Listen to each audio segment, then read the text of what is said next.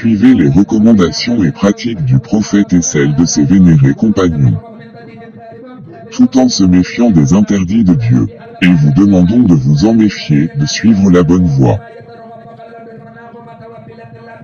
Continue to follow the tradition, practices, and recommendations of the Prophet, and even those of his venerated companions, all the while being wary of the prohibitions of Allah. Then let us remind you to be aware of them and to follow the proper way.